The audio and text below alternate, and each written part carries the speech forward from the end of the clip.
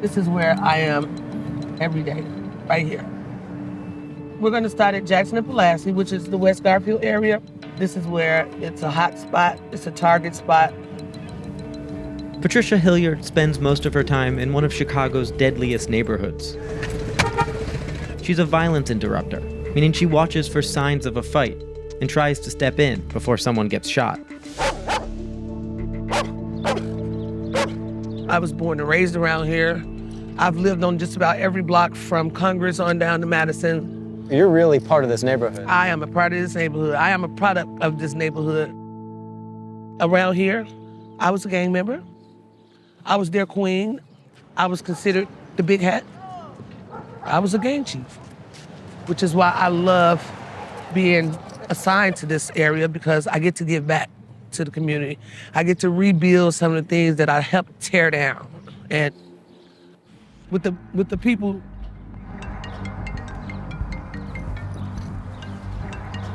Who's calling? I got a problem? Real major, you better get it. Oh gosh. What's going on, you know? What is this, Wayne? What is his name and what his name? Oh God. Don't put the camera yet. Let me diffuse this. Yep. What the going on? Yeah, I know. Look, come on, where you at? Come on, holler at me.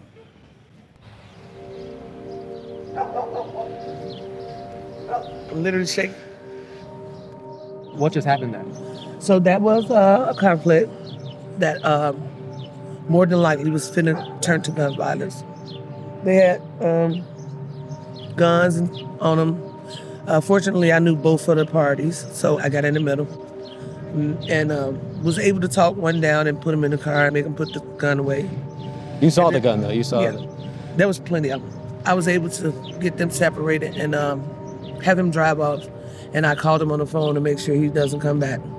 I'm not done with it, though. Yeah. I'm not done with it, because I have to reach out to the party that it actually started with, which was yesterday, so that he doesn't come behind him. You're tracking this whole story, where this started. I'm on all parties. All parties. Right now, they just scared the hell out of me because there were so many. I'm just glad I was able to get him to leave, even if just for now. We stopped the shooting. Violence interrupters have been a part of Chicago's neighborhoods for more than 20 years. But the program's now at a critical point. That's because, for the first time, the city's made a major investment in it, backing it with $23 million since 2019. But instead of a quick return, murder rates have gone up, just in time for the debate over alternatives to policing to get a lot more contentious. We can't say on one hand that we don't want police for whatever reasons, with all the violence breaking out on the south and the west sides of the city, but we're funding organizations that have no impact. That's created a new challenge for advocates like Vaughn Bryant, who have to prove that violence interruption really does work without getting caught up in the politics of defund the police. What's the relationship between these programs and policing? And so if we're doing our job, we hopefully will make the police's job easier. I do think that there's always going to be a place for policing because, there are certain things that we just can't handle. So we just want the police to be better and more responsible, and we want to be a part of that solution. This model of intervention has 20 plus years of being in practice absolutely. Here in Chicago. I mean, is it not working? I would just say that it hasn't been consistent and sustained for a longer enough period of time. We are currently in 28 communities, but if you took the top 15 and put 10 million in the top 15, then you're gonna see some results over time, but you still have to sustain it. Well, you're talking about, so $150, $200 million is kind of what you think it would take to really get into this, right? It's a significant amount of money. It's a significant amount of money, yes. Chicago currently spends almost 100 times more on policing than it does on violence interruption. To balance that out, the city will need a lot more than vague promises. Andrew Papachristos has been tracking how violence intervention programs actually impact crime rates. Prior to COVID, we were seeing double-digit reductions in violence. And even after COVID, the neighborhoods that had outreach still did better than neighborhoods that didn't have it. Whenever you say to someone, these programs, they've been around for a while, we're not seeing large-scale impacts, the response tends to be, we need more money, we need more staff, we need more time. When is it enough Yeah, that's a great question. I think to assess impact, like whether something worked when you did have investment, you're talking a minimum of 3 to 5 years, right? And in fact, we've not invested in them for so long. Why would they succeed in year 1 or year 2 or year 8? You have to build a profession, but it requires training, it requires investment.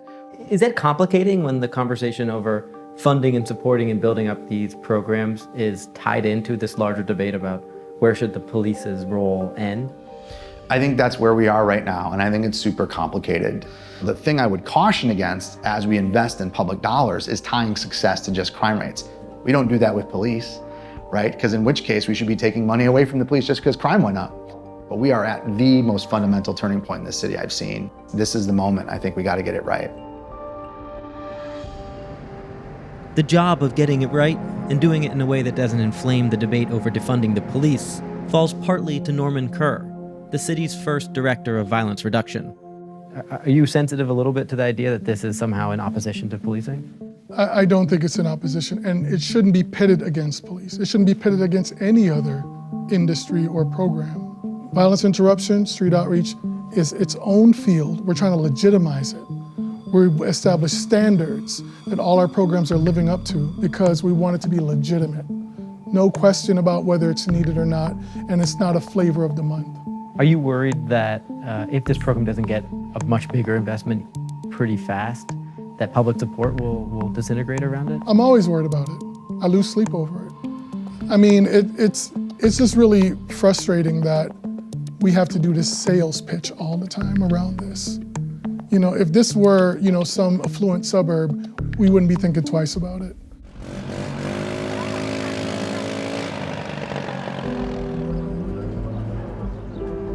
The hard part is that from the outside, obviously, it looks pretty bleak, I mean, shootings were at a near all-time high in Chicago last year. It's higher than that this year. Yeah. I mean, does it feel like it's not working?